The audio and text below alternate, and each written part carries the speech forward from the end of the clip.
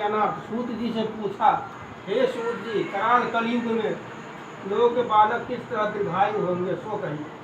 सूत जी बोले, जब द्वापर का अंत और कलयुग का आरंभ था, उसी समय बहुत सी शोकाकुल स्त्रियों ने सुनने नहीं कर सकी, तब गौतम जी के पास पूछने के लिए गए।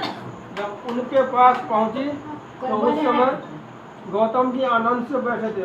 उनके सामने जाकर उन्होंने मस्तक झुकाकर प्रणाम किया। तदंतर स्त्रियों ने पूछा, हे प्रभु, इस कलयुग में लोग पुत्र किस तरह जीवित रहेंगे, इसके लिए कोई व्रत या तप हो, कृपा करके बताइए। इस तरह उनकी बातों को सुनकर गौतम जी बेटे को मरा देखकर सब पांडव बड़े दुखी हुए। तो पुत्र के शोक से व्याकुल होकर द्रौपदी अपने सखियों के साथ ब्राह्मण श्रेष्ठ धौम के पास गई और उसने तब धौम से कहा, हे विपेंद्र, कौन सा उपाय करने से बच्चे दीर्घायु हो सकते हैं, कृपा करके ठीक ठीक कहिए। धौम बोले, सतयुग में सत्य वचन बोलने वाला, सत्य आचरण करने वाला समदर्शी जिमुत वाहन नामक एक राजा था। एक बार वह अपनी स्त्री के साथ बेटे के दर्शन से निराश हो चुकी थी। उसका पुत्र यानी मर चुका था। तो वह रोते ही कहती थी, हाय उस बूढ़ी माता के सामने मेरा बेटा मरा जा रहा है। उसका रुदन सुनकर राजा जिमुत वाहन को तो मानो हृदय विदीर्ण हो गया।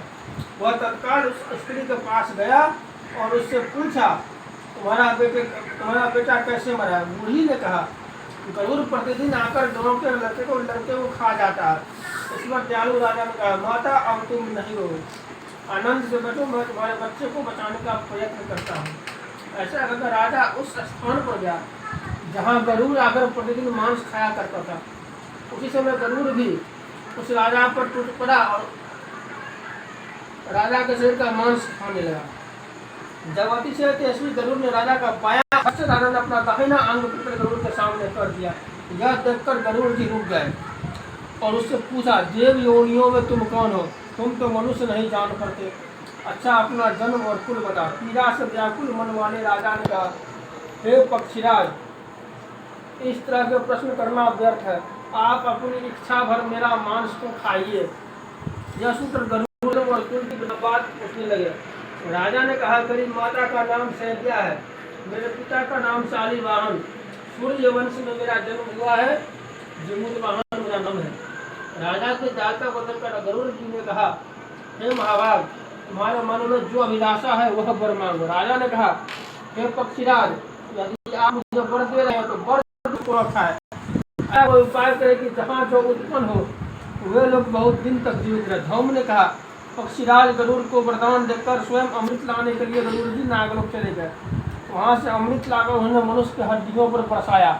ऐसा करने से सब लोग जीवित हो गए जिनको कि गरुड़ ने पहले खाया था। राजा के त्याग और गरुड़ की कृपा से वहाँ के रहने वालों का कष्ट दूर हो गया। उस समय राजा के शरीर की शोभा दुगनी हो गई थी।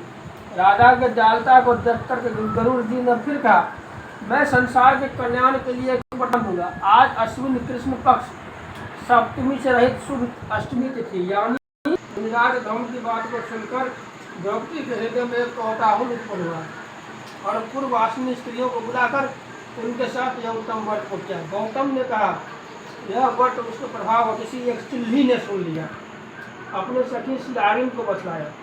इसके बाद पीपल वृक्ष शाखा बढ़कर उस चिल्ली ने वृक्ष खोते बढ़कर सियारिन को ने भी व्रत किया। फिर चिल्ली उत्तम ब्राह्मण के मुँह से कथा भी सुनाए। पीपल के खोते में बैठी हुई 100 से भरे शमशान में जा पहुंची।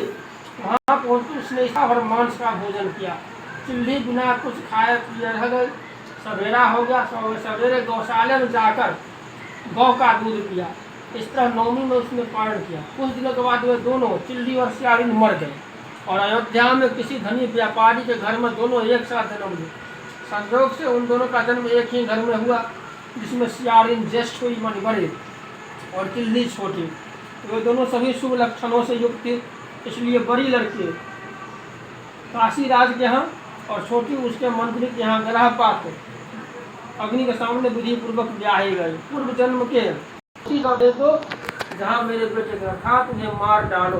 यह सुनकर राजा ने उस मंत्री के पुत्रों को मारने के लिए कई प्रकार के उद्योग किए, पर मंत्री पत्नी के पूर्व जन्म के पुण्य बल से उसे बच गया। एक दिन राजा ने अपने आदमियों से उनके पुत्रों वो सिर कटवा कर पिटारी में रखवाया। प्रेम से बोले थे मेरे भगवान की लाओ सब पैसा रखो। रख रख